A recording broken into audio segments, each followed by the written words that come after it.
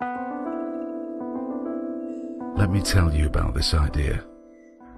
I'm not going to tell you if the coronavirus is real or not, and I'm not going to ask you to agree with the lockdown or oppose it. I just want you to consider for a moment that the information we receive might be manipulated and not all true. I know media well. I've been working in mainstream media at the highest level for many years, and I know what we're seeing now in the mainstream narrative is nothing but a campaign. If you want to get to pre-coronavirus, that might not ever happen. COVID-19 will be here for the next 18 months or more. We will not be able to return to normalcy. We're never going to be the same again. The fear that we have, the anxiety that we have, that's not just going to go away. I don't think we get back to normal. We get to a new normal. I know you think you can't be easily tricked, but trust me, you already have been. We all have this inner voice, the child that can spot the bullshit. But that intuitive voice is suppressed by the mass manipulation of the media machine, making you doubt your intuition in favour of the opinion of those faceless experts, and fabricated statistics reshaping your perception of reality and in turn controlling your behaviour. We all feel something is off here. There are too many inconsistencies with this pandemic. The media coverage has been exposed more than ever with their calculated fear-mongering tactics, and a lot of it doesn't make sense. But then you pinch yourself and say, nah, why would they do that? What would they benefit? What I am about to show you now is the holy grail of information on their plan, and what's in store for us in the next decade or so. Start by going to the World Economic Forum website and search for strategic intelligence. You will need to sign up with your email to view all the information hidden. This is one of the most complex mapping systems I have ever seen. In the heart of it is COVID-19. Linked to it, categories showing how to deal with the pandemic. Let's start with the government response to COVID. Once you click on it, the tentacles are highlighted to link the subcategories of how COVID affects all aspects of life, from global governance to civic participation, justice and law. But it doesn't end here. This is only the first layer. Once you click on one of the subcategories, it goes through another level. Here we have civic participation. Around it, responding to shifts in power and inventing new modes of governance. When you click on any one of these categories, in the side screen you'll have a page that shows all publications related to this specific topic, as well as videos and other data. The type of articles in there is all approved propaganda, and we have started to hear it in the media already. Topics like, how will coronavirus reshape democracy and governance globally? How can digital ID and payment improve state capacity? QAnon conspiracy theorist, and my absolute favourite, social media companies are taking steps to stamp down on corona misinformation, but they could do more. The list is endless. There are at least over 200 layers to this map, and you cannot imagine how far and deep the topics get. Things like 5G, aging, how to change young people's outlook on aging, and how to systemically change values and culture. Other topics include vaccinations, tracking, microchips, and tracing, and there's a lot about agile governance and surveillance, and it starts getting darker when you dive in. AI, world government, and biotechnology. I could go on for hours, but I will leave it up to you to go through and witness the horror of the technocratic world that awaits us unless we decide to wake up and pay attention now. I think when we get to the point of house arrest, it's already too late. You are probably asking yourself, why would they put their plan right there, hidden in plain sight? I want you to consider this thought. In life, everything has a positive and a negative. The sword can be used to save a life, as well as take one. The information they present here is sold to the public on the basis of the minor positive they may hold. However, what manifests in reality is always the hidden sinister negatives. Each of those will sell you a lie, a trick to make you believe that it would be for the betterment of mankind. However, the proof is all around us. War, diseases, poverty, and it's getting worse. While the people are fearful and distracted, governments around the world have passed numerous laws under the current emergency statutes. I won't get into the details of all these attacks on civil liberties. That's for you to research. But one stands out for me more than most, and that is freedom of speech.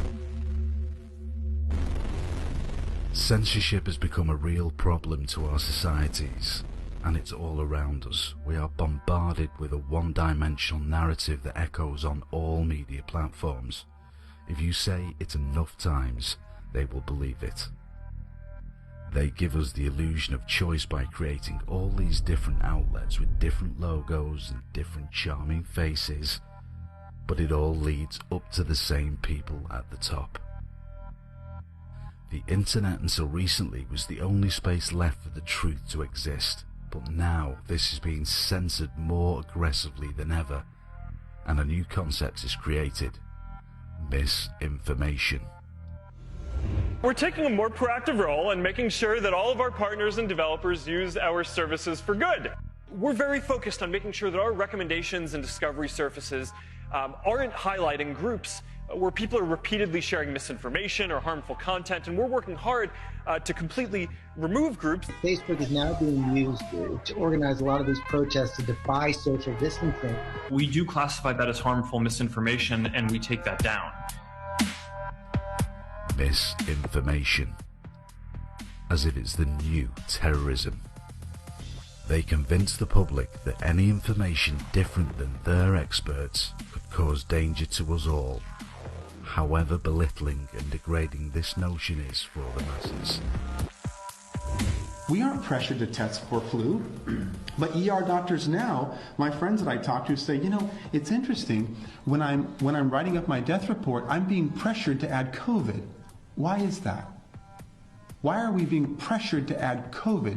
To maybe increase the numbers and make it look a little bit worse than it is?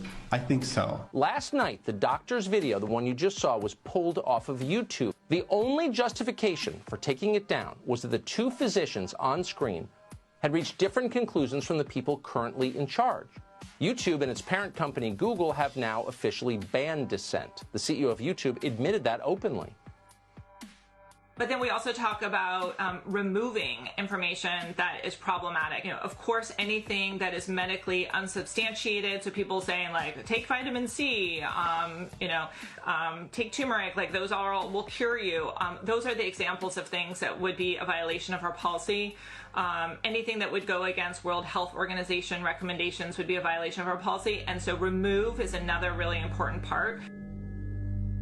The biggest example is the recent changes to YouTube and other social media platforms following London's Real, Brian Rose and David Icke interview about the coronavirus pandemic.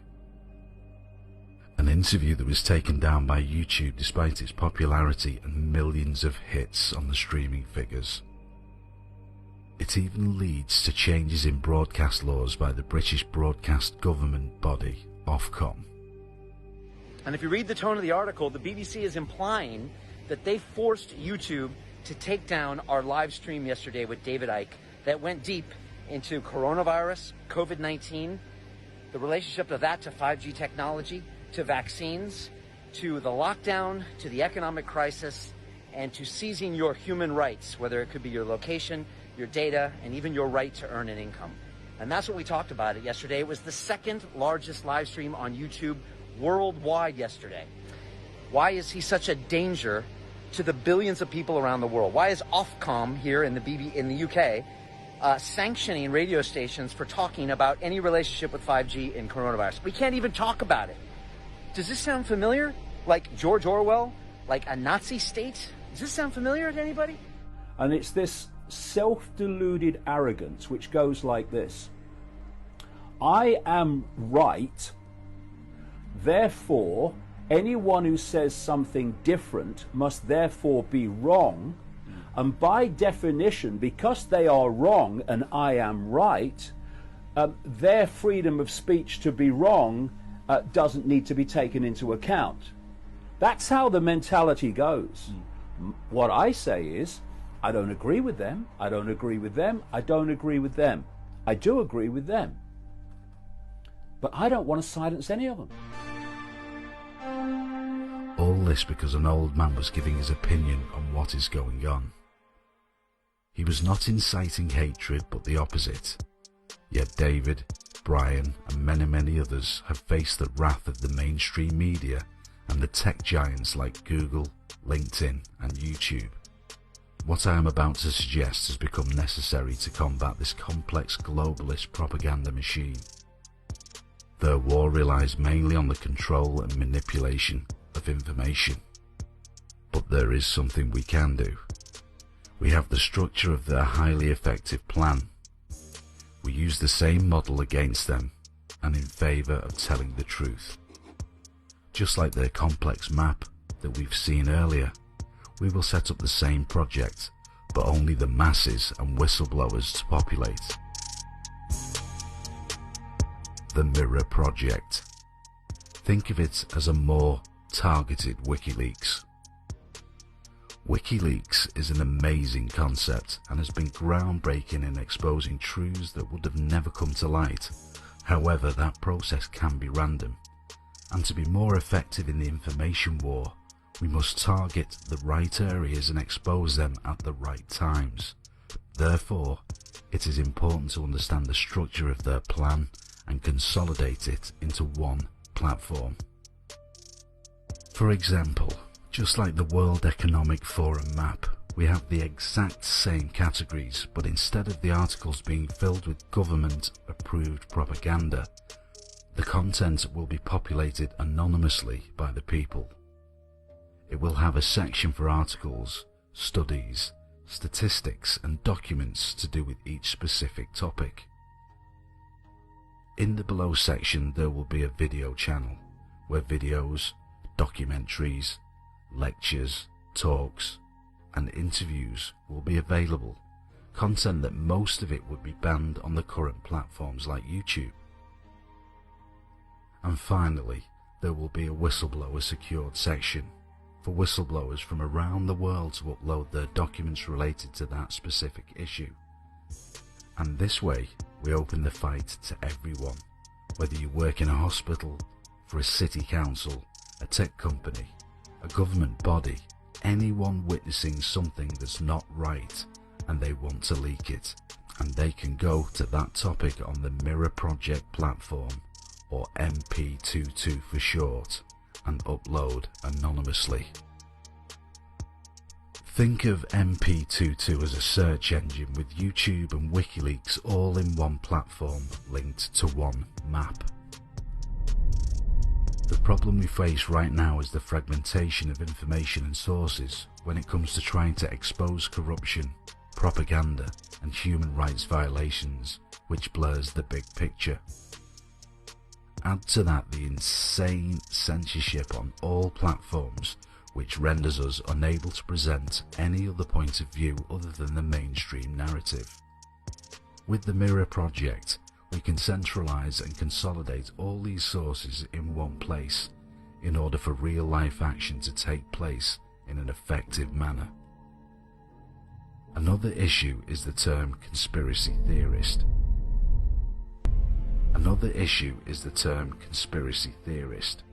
Which manages to discredit a lot of legitimate issues, at times issues that hold more facts to it than the official version. However, the mainstream